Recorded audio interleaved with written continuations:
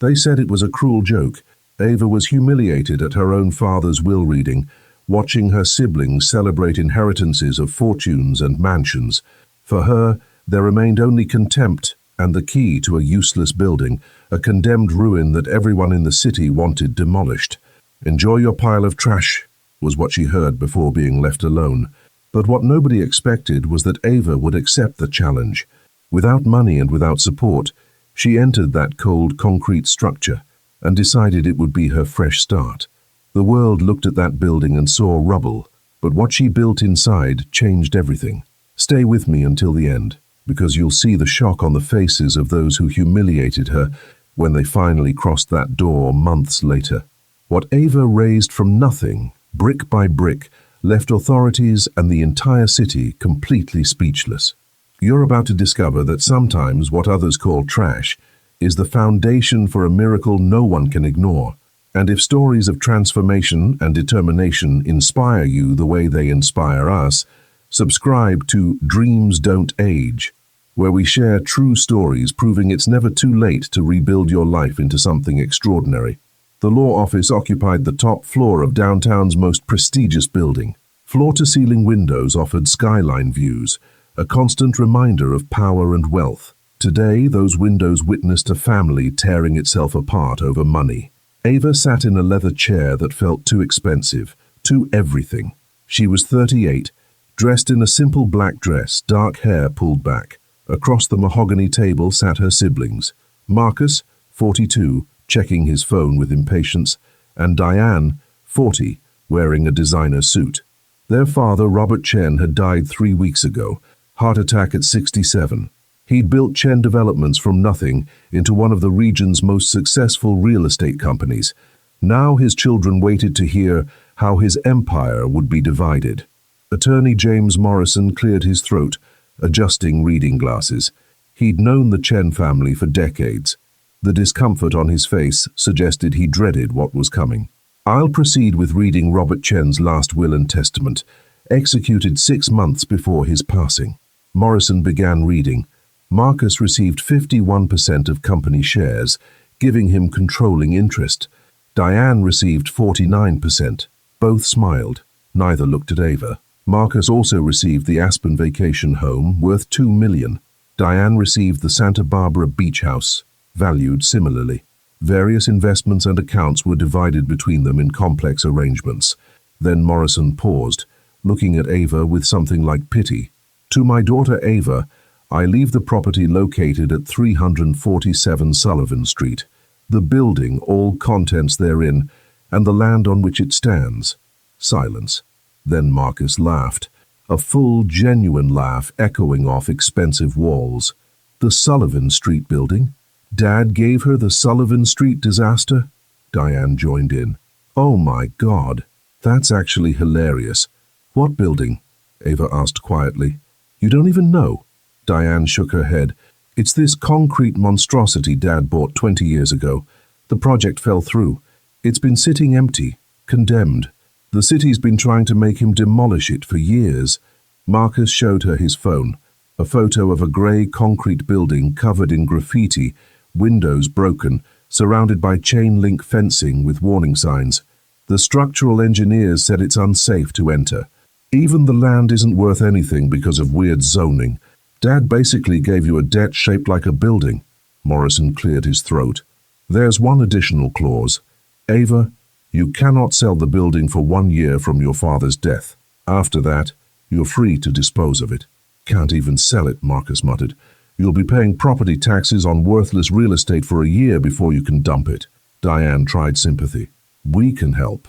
Once the year is up, we'll buy it for $20,000. That should cover taxes. $20,000 for a 3-story downtown building." The contempt was staggering. "Why would Dad do this?" Ava asked. Morrison looked over his glasses. "I asked him that. His answer was that each of you was receiving what you'd earned and what you needed to become who you were meant to be." "What I earned," Ava's voice rose. "I spent 2 years helping him after his first heart attack. I was there every day while these two were too busy." "You were there because you had nothing better to do," Marcus said coldly. "No career, no family. Dad felt sorry for you. But even his pity had limits. He knew Diane and I could actually manage the company. Morrison produced a manila envelope. "Here's the key and all relevant documents." He slid it across the table. Ava took it, feeling the weight of the old brass key inside. Marcus stood. "Diane, we should meet with the board next week." They left without looking back, deep in conversation about stock options. Morrison began organizing papers. Ava sat alone, holding an envelope representing her entire inheritance. She opened it and pulled out the key. Old, heavy, tarnished. Also a recent photograph of the building. 3 stories of grey concrete, graffiti-covered, broken windows like empty eye sockets. But studying the photo, Ava noticed something. The building's bones were good. Windows were large, proportions classic. Under all that damage there was architecture, structure, potential. Maybe her father hadn't given her trash, maybe he'd given her a test. She stood and walked out with her head high. She had nowhere to go. Her apartment lease was up next week, and she couldn't afford renewal. Her modest caregiver salary had ended with his death. The building at 347 Sullivan Street was condemned, dangerous, worthless. It was also the only thing she had. Ava drove toward Sullivan Street to see her inheritance for the first time. The building looked worse in person. Ava parked and sat for 20 minutes, just staring, trying to process what she was seeing. 3 stories tall, wedged between an abandoned warehouse and an empty lot. The entire block had that forgotten quality, places where development stopped decades ago. Concrete walls were tagged with graffiti layers. Every ground floor window was boarded or broken. Higher floors showed dark, empty spaces behind shattered glass. Chain-link fence surrounded it, plastered with signs: "No trespassing," "Condemned property," "Structural hazard." Ava got out slowly. Late afternoon, street empty, except for abandoned cars. No businesses, no foot traffic, nothing suggesting life. She approached the fence, found the gate, used bolt cutters she'd bought to remove the padlock. The chain fell with a heavy rattle echoing down the empty street. Walking across cracked concrete toward the entrance, Ava felt completely alone. She'd spent her adult life taking care of others. Now she had nothing and no one, just this building. The main entrance, heavy steel doors chained shut.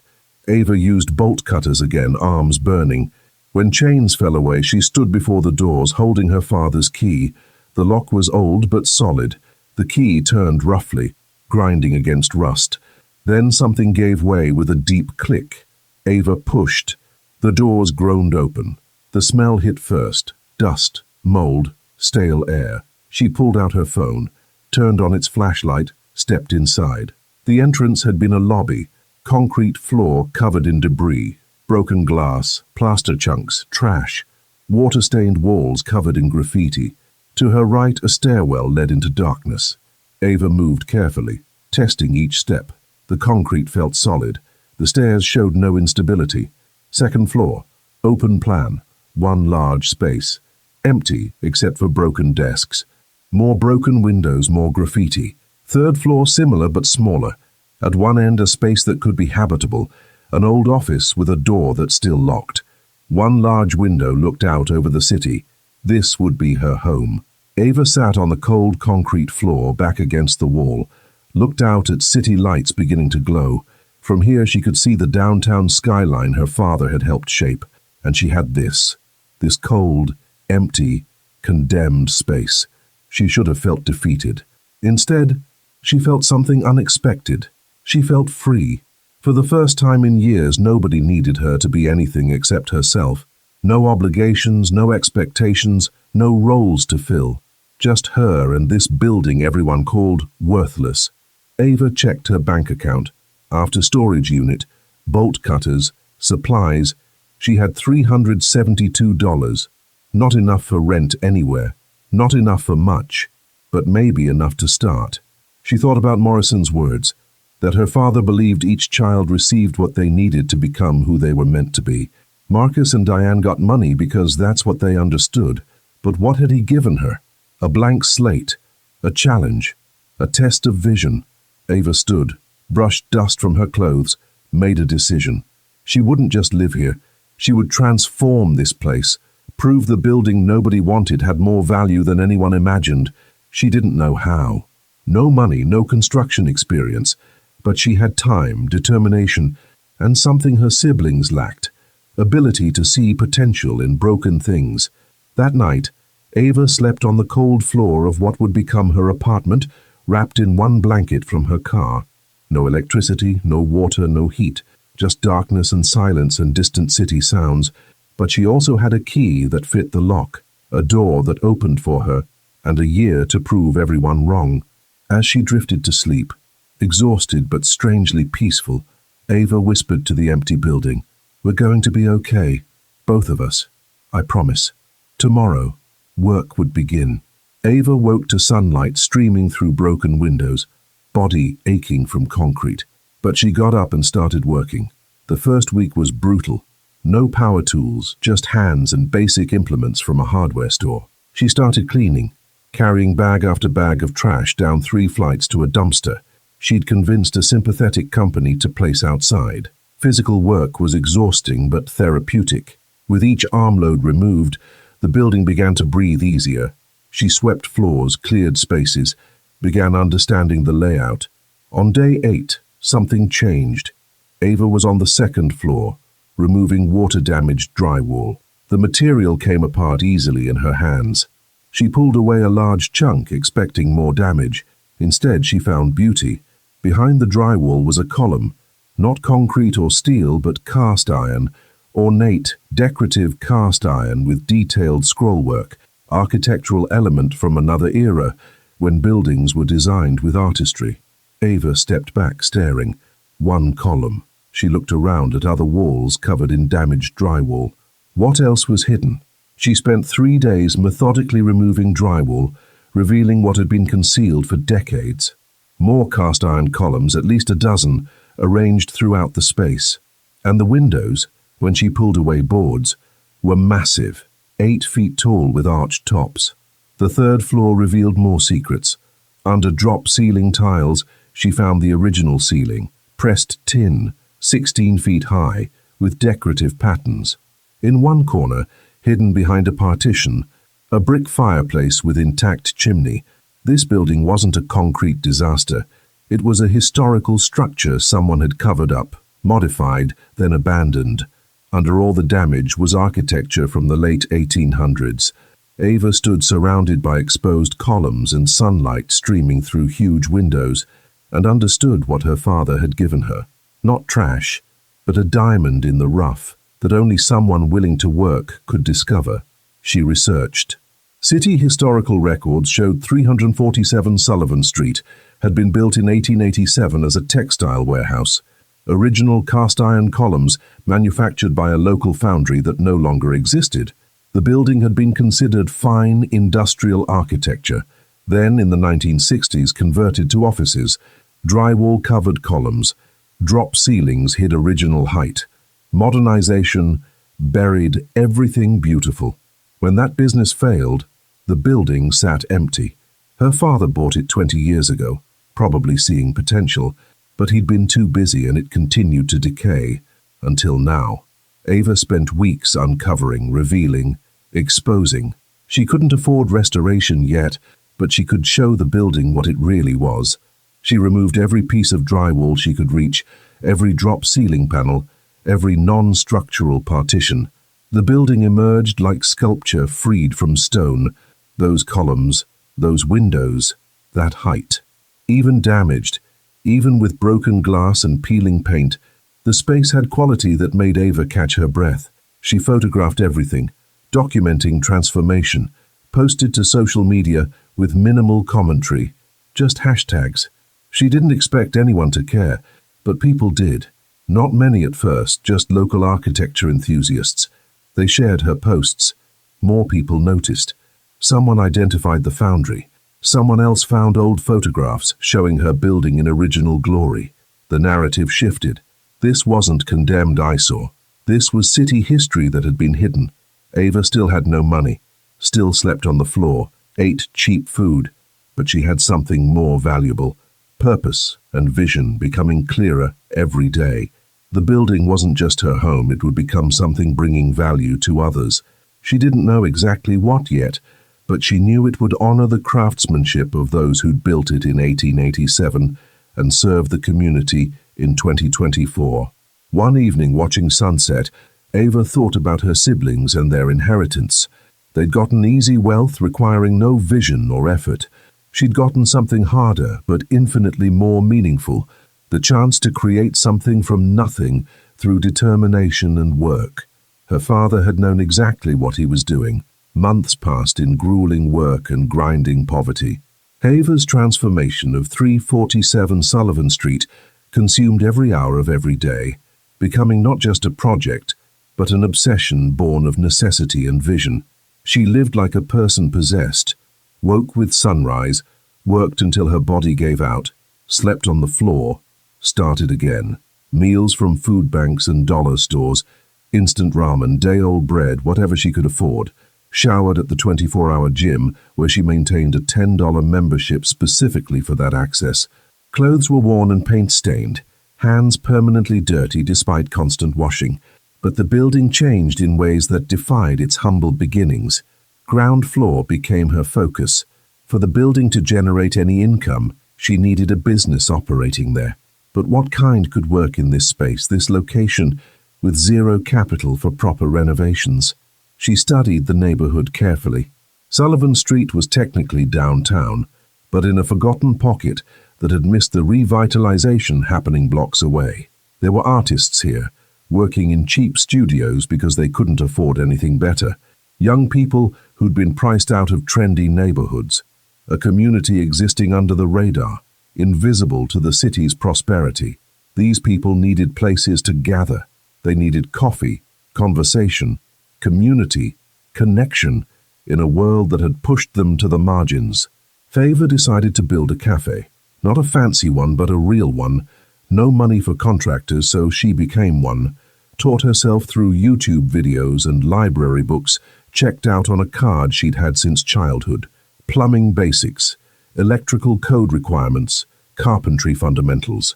She made mistakes, flooded the bathroom twice before getting the toilet properly installed, shocked herself more times than she could count learning electrical work, cut her fingers repeatedly with every tool imaginable. But she learned through trial and painful error, each mistake making her more capable.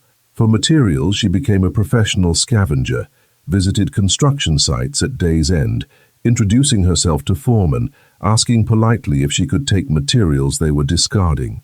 Most said yes, touched by her determination. Wood scraps, tile remnants, light fixtures being replaced, anything usable went into her car and up to Sullivan Street.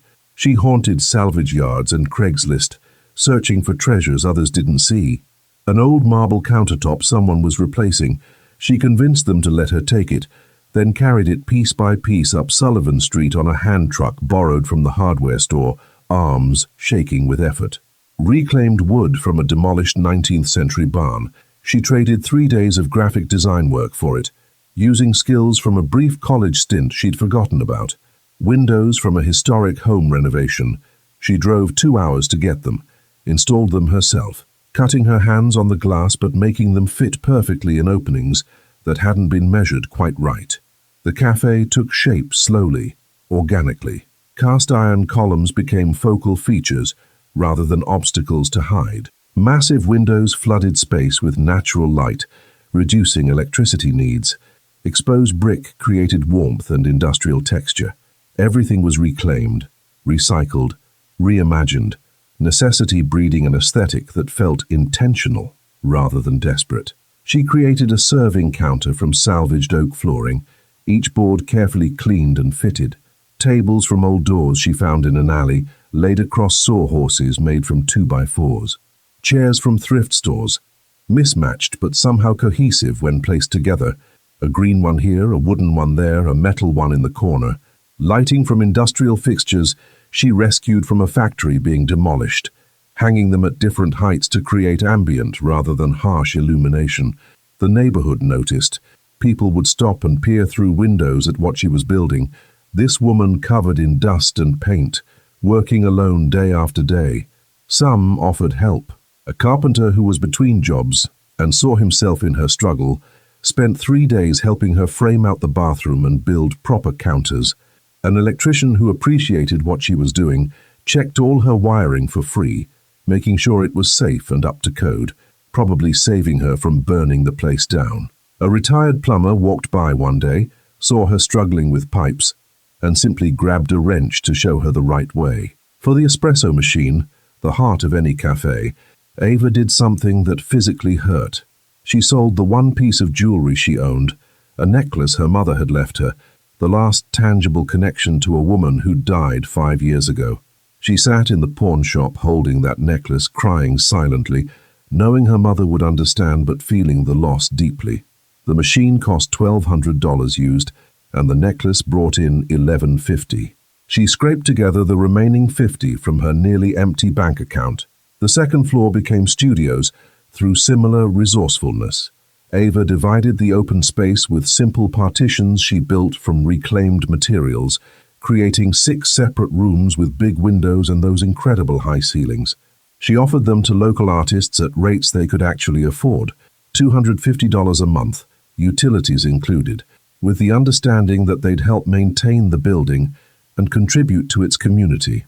5 were rented within a week of her posting a simple handwritten sign outside. The 6th rented 3 days later.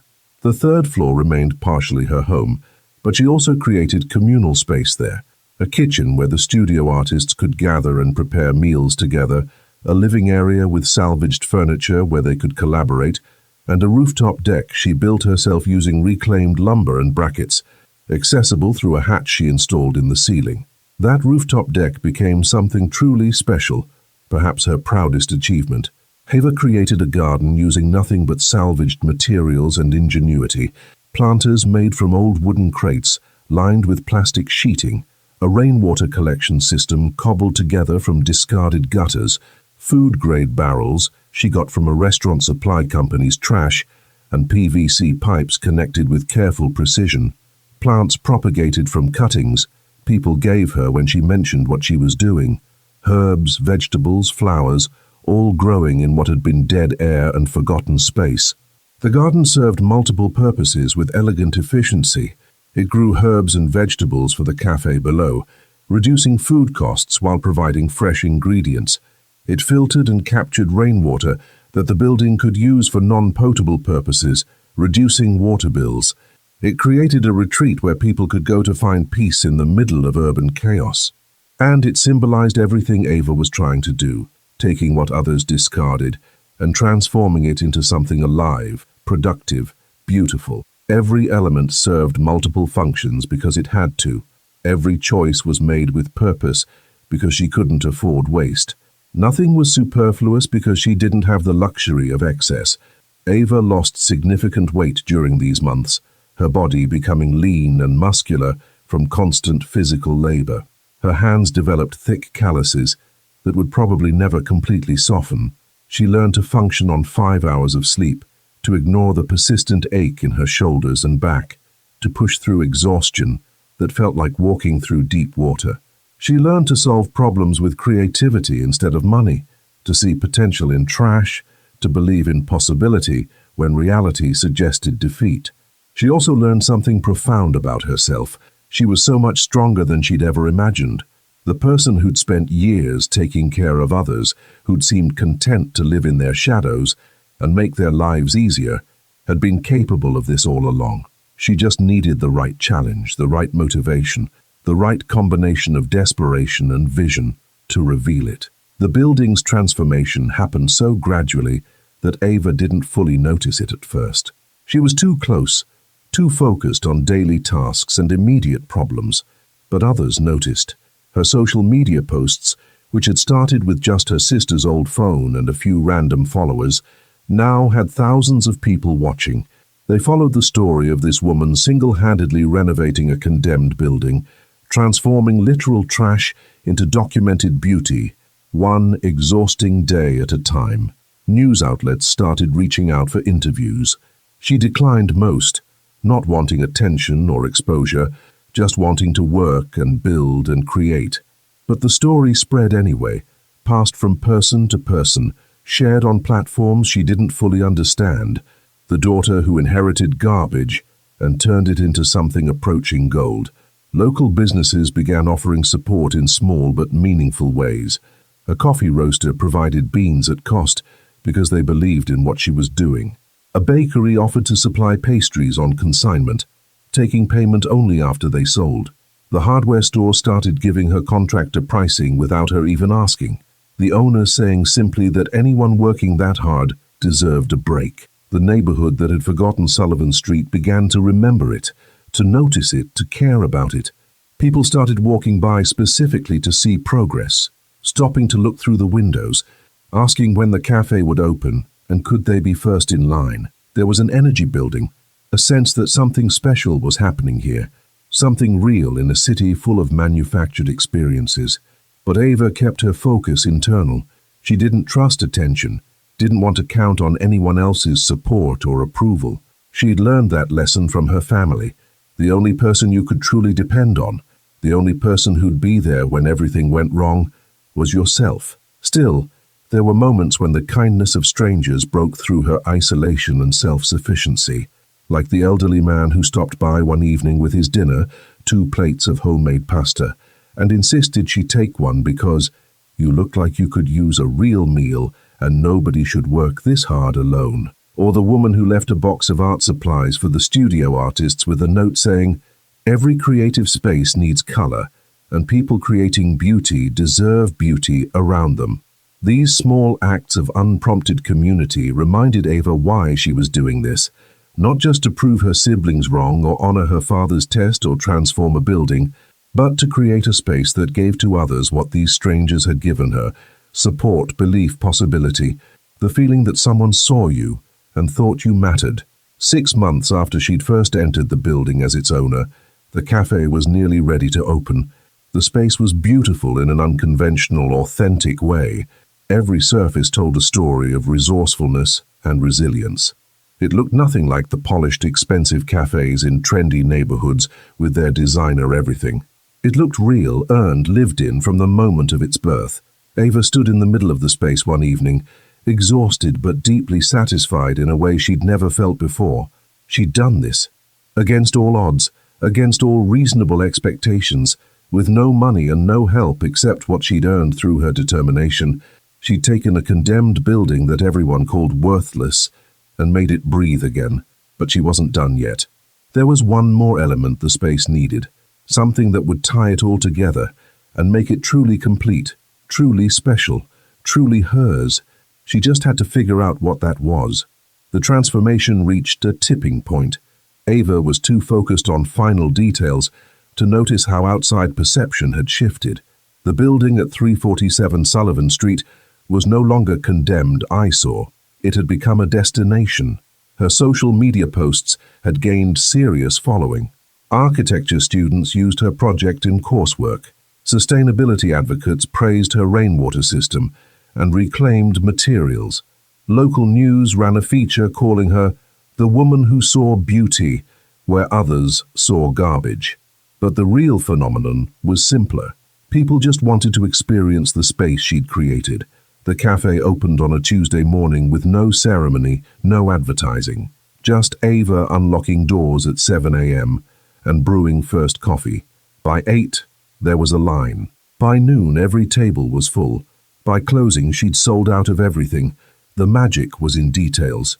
Morning light streaming through massive windows, hitting cast-iron columns and creating patterns on exposed brick. Mismatched furniture that somehow felt intentional. Fresh coffee mixing with herbs from the rooftop garden. Voices echoing off pressed tin ceiling, creating acoustic warmth that made conversations feel important. It felt real, in a way polished, designed spaces never did. Every scratch on every salvage table had a story. Every recycled element had been chosen, carried, installed by Ava's hands. Customers could feel that authenticity. Within a week, the cafe became what every neighborhood hopes for, a third place. Not home, not work, but somewhere in between. Artists from upstairs brought laptops and sketched at corners. Neighbors stopped for morning coffee and stayed hours. Students discovered it was perfect for studying. Reviews came quickly. Food bloggers praised the simple, quality-focused menu. Architecture critics called it industrial minimalism meets sustainable design. One design magazine ran a feature titled "The Useless Building That Taught Us What Value Really Means." But perhaps the most meaningful feedback came from people who used the space daily. A woman unemployed for 6 months found a job through a conversation at the cafe, connecting with someone who saw her potential. 2 artists who met while renting upstairs studios started a collaboration that got them gallery representation across the city. A writers' group formed organically, meeting every Thursday evening, supporting each other through rejections and breakthroughs. The building wasn't just beautiful, it was functional, generative, alive.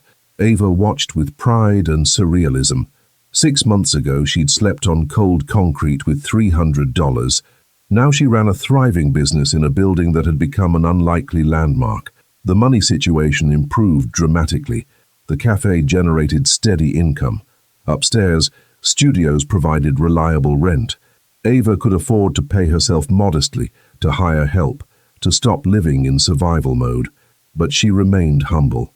Still lived on the 3rd floor, though she'd finally bought a real bed. Still dressed simply. Still did much of the cafe's work herself. People started asking questions. How had she done it? Where did she find materials? Could she consult on their projects? Publishers approached about writing a book. A production company wanted a documentary.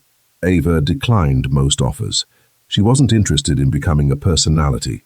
She just wanted to continue building, creating, transforming. The neighborhood around Sullivan Street began changing too. Other property owners, inspired by Ava, started renovating. New businesses opened. The forgotten pocket was forgotten no longer. Some worried about gentrification. Ava shared these concerns. She kept studio rents deliberately affordable, establishing policy they'd rise only with inflation, never market rates. She hired locally, paying above minimum wage. She used her platform to advocate for affordable housing policies. By month 8, 347 Sullivan Street was valued at over $2 million. Real estate agents called constantly, offering to represent her. Investors wanted to buy it sight unseen. Her siblings heard about this. Impossible not to. The story was being covered in business publications, design magazines, local news. The Chen family name was mentioned, though Ava always emphasized the building was her accomplishment. Marcus called once, trying casual. Crazy what you've done. When your year is up, Diane and I would be willing to take it off your hands. Maybe 200,000? 200,000 when the building was worth 2 million. Still an insult. Ava told him she wasn't interested and hung up. She knew what was coming. Her siblings had seen what she'd built, understood what it was worth, and wouldn't accept being cut out of what they'd see as rightfully theirs. Ava didn't want confrontation. She just wanted to continue her work. But she wasn't naive. Success often brought attacks, especially from people who believed they deserved that success more. As her 1-year anniversary approached, Ava prepared, not for celebration, but for battle. Her siblings were coming. She could feel it. They came on a Friday afternoon, 11 months and 3 weeks after the will reading. Ava was in the cafe when the black Mercedes SUV pulled up. Marcus and Diane emerged with 2 people in suits, lawyers. They didn't come to the cafe entrance. They walked directly to the side entrance, the one leading to upper floors. Ava watched through the window, stomach tightening. She excused herself and headed upstairs. She found them on the 2nd floor, standing among art studios. Her siblings looked around with expressions mixing shock and calculation. Lawyers were taking notes. "This is private property," Ava said calmly.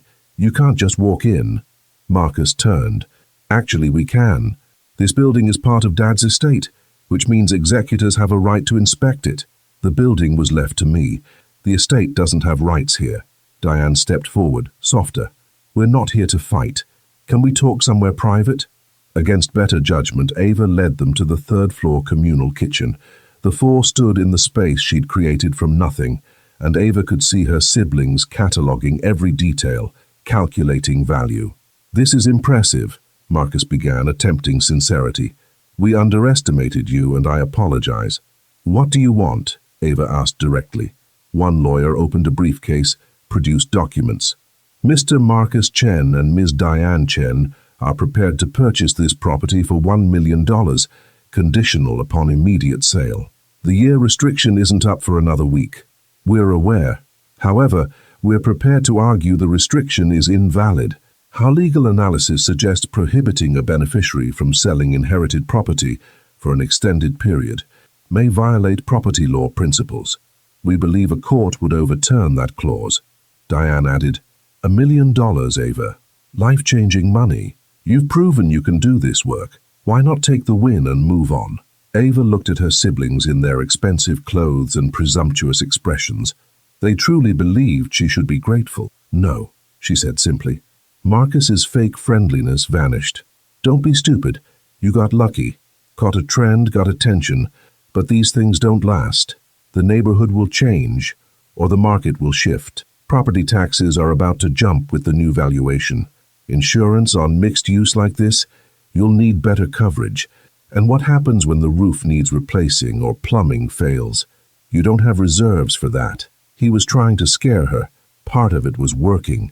Ava hadn't thought much about long-term maintenance costs, but another part of her, the part that had carried marble up Sullivan Street and learned electrical work from YouTube, wasn't afraid. The answer is still no. This building is mine. It will remain mine. And in 1 week my answer will still be no. The second lawyer spoke.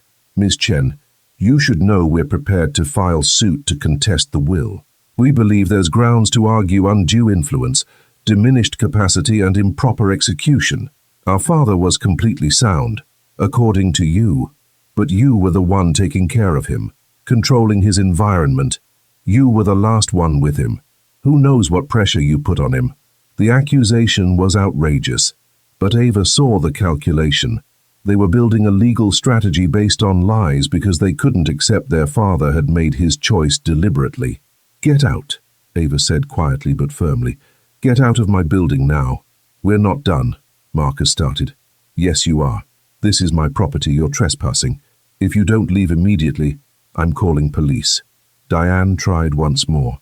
Ava, please, we're family. Dad would want us working together. Dad wanted exactly what happened. He knew who you both were. He knew I was the only one who'd see this building's potential, who'd work hard enough to realize it. He gave each of us what we deserved. You got money because money is all you understand. I got possibility because I'm the only one who knows what to do with it. She pulled out her phone. I'm calling police. You have 60 seconds. The lawyers nodded to Marcus and Diane. We'll continue through proper legal channels. As they walked toward stairs, Marcus turned back. You haven't won anything. This fight is just beginning. They left, footsteps echoing. Ava stood shaking with adrenaline. Her phone rang immediately. Attorney Morrison. Ava, Marcus Chen's legal team just called. They're planning to file suit. I need you to come to my office so we can discuss defense strategy. Can they win? Truthfully? No. Your father was very clear, and I have detailed notes proving he was of sound mind, but they can make it expensive and time-consuming. Legal fees could run into 6 figures. Money she didn't have. Ava looked around at the space she'd created. Every element represented hours of backbreaking work. Her siblings wanted to take that through legal manipulation, but they'd forgotten one thing. Ava had already won the hardest battle. She'd proven she could create something from nothing. Whatever legal fight came next, she'd face it the same way she'd faced that condemned building. With courage, creativity, and refusal to quit, the lawsuit moved fast. Within a week, her siblings filed. Within 2, a judge ordered property inspection to assess current value and condition. Court-appointed inspectors arrived Tuesday morning. Property appraiser, structural engineer, legal representative. Marcus and Diane came too with their lawyers, clearly expecting to catch Ava in violations supporting their case. Ava let them all in. She'd prepared for this. The building was immaculate, every surface cleaned, every detail highlighted, every element of transformation ready to be judged. They started ground floor in the cafe. Mid-morning, space full of customers, conversations, the hum of thriving business. The structural engineer examined exposed cast-iron columns, taking measurements. These are original? He asked. From 1887, I uncovered them during renovation. He studied them with professional appreciation. They're in remarkable condition. The castings are from Riverside Ironworks. These are historically significant. The property appraiser photographed everything, documenting materials, finishes, careful integration of salvaged elements. His expression showed surprise, then growing respect. "May I see upper floors?" Ava led them up. Art studios were occupied, artists working. Inspectors saw high ceilings, massive windows, pressed tin ceilings she'd restored. They documented modern electrical and plumbing installed to code. Third floor, the rooftop garden drew particular interest. The rainwater collection system, raised beds with vegetables and herbs, careful design turning abandoned roof into productive green space, all impressed them. "This is genuinely innovative," the engineer said. "I've never seen this kind of sustainable system integrated into historic retrofit." Marcus and Diane had barely spoken, following with expressions moving from skepticism to discomfort to something approaching disbelief. Ava saw it happening, the moment they understood what she'd actually accomplished. The property appraiser finished, then pulled Ava aside. "Ms. Chen, I need to inform you my preliminary assessment values this property at approximately $2.8 million. Final report will be more detailed, but I don't expect that number to change significantly. This building is remarkable. $2.8 million, far more than Ava had estimated, and she'd created that value with her own hands." The legal representative, Patricia Cole, asked to speak privately. Ava led her to the rooftop garden corner. "Ms. Chen," Cole said quietly, "off record, I think you should know something. I've been doing this work for 20 years. I've never seen a more clear-cut case of a beneficiary honoring a testator's intent. What you've done isn't just valuable in dollars. It's meaningful, purposeful work that serves community. Any judge is going to see that." "What about my siblings' claim?" Cole glanced at where Marcus and Diane stood with lawyers, all looking uncomfortable in this space they'd called trash.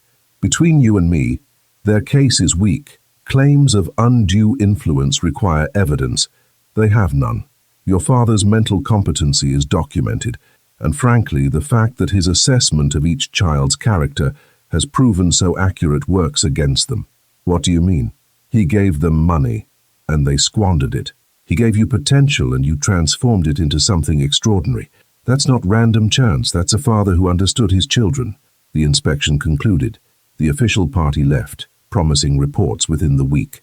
But Marcus and Diane lingered, standing in the cafe, looking around at space filled with people and light. Ava approached them. "You wanted to see what I built. Now you've seen it." Diane looked like she might cry. "This is really impressive. I don't think I realized." "You still want to sue me for it?" Marcus had the decency to look ashamed. "We made mistakes. With the inheritance money, invested poorly. The company is struggling. We need capital, or we'll have to sell. And you thought you could steal mine." "It wasn't supposed to be yours," Marcus said, bitterness creeping back. "Dad gave us the company because we were supposed to run it, but he sabotaged us by not giving us enough liquid assets to operate." "He gave you exactly what you could handle," Ava replied, "just like he gave me exactly what I needed. The difference is I respected the gift." She walked them to the door. "Drop the lawsuit. Admit you were wrong. Move on." "And if we don't?" Diana asked. "Then you'll lose in court, waste money on legal fees you can't afford, and probably lose the company anyway." Dad's will was ironclad. "Morrison has documentation of every conversation. You can't win." Marcus and Diane left without another word, lawyers following. Ava watched them go, then returned to the cafe, to her work, to the life she'd built. That evening she stood on the rooftop at sunset, looking out at the city. Her phone buzzed. Morrison. M&D's lawyers called. "They're dropping the suit. You won." Ava read it 3 times. Then she called him back. "What changed their mind?" "I think seeing the building did it. Seeing what you created. They couldn't maintain their narrative when evidence of his wisdom is literally standing in front of them. So it's over. It's over. The building is yours, free and clear. Congratulations. Your father would be proud." Ava sat among rooftop plants, listening to city sounds. She thought about her father, about the test he'd set. She thought she'd passed, not because she'd created value, though she had, but because she'd learned something about herself. She was capable, creative, stronger than she'd imagined. The useless building had taught her that worth isn't given, it's created. 1 year and 1 day after receiving her inheritance, Ava hosted an open house at 347 Sullivan Street. She invited everyone who'd supported her, helped her, believed in the vision. The space was packed. Artists whose work hung on cafe walls, neighbors who'd watched the transformation, students who'd discovered it was perfect for studying, the carpenter who'd volunteered, the woman who'd brought pasta, everyone who'd touched the building. Attorney Morrison came, looking around with pride. Your father knew. When he made the will, he told me you were the only one who'd understand the real gift. I didn't understand at first, Ava admitted. I felt humiliated. But you figured it out. That was the test. Not whether you could see value immediately, but whether you'd work hard enough to discover it. Patricia Cole attended too. I'm including your project in a report about adaptive reuse and sustainable development. What you did should be a model. The evening stretched on, full of conversations and community. This building, empty and forgotten for decades, was now the neighborhood's heart. People gathered not just for coffee but for connection, creativity, the sense they belonged to something meaningful. As sunset painted light through massive windows, touching cast-iron columns and creating patterns on exposed brick, Ava found herself alone on her rooftop garden. She looked out at the city her father had helped build, thinking about inheritance and value. Her siblings had received money. Traditional inheritance easily quantified. They'd lost most of it. She'd received possibility disguised as garbage, the hardest gift, requiring work and vision and sacrifice to unlock, but also the most valuable, because she'd earned every bit of its worth. The building was valued at $3.2 million. Ava could sell tomorrow, walk away with life-changing money. Many told her she should, but she had no intention of selling. This building wasn't just an asset.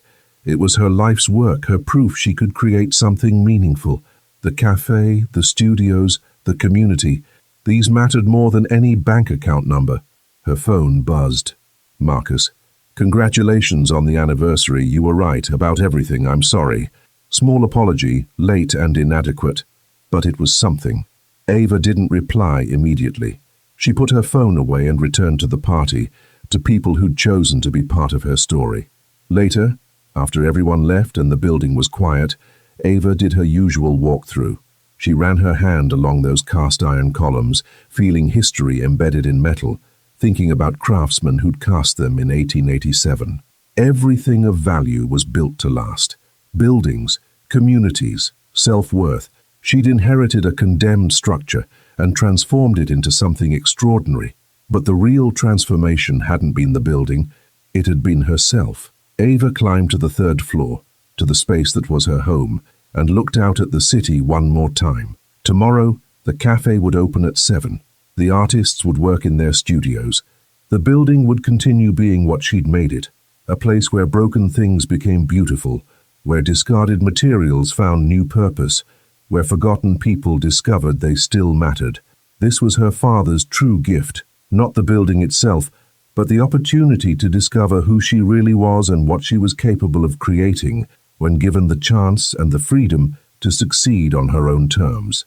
And she'd proven beyond any doubt that sometimes the things that look most useless, most broken, most worthless to the casual observer are actually the foundations for miracles that change not just buildings, but lives.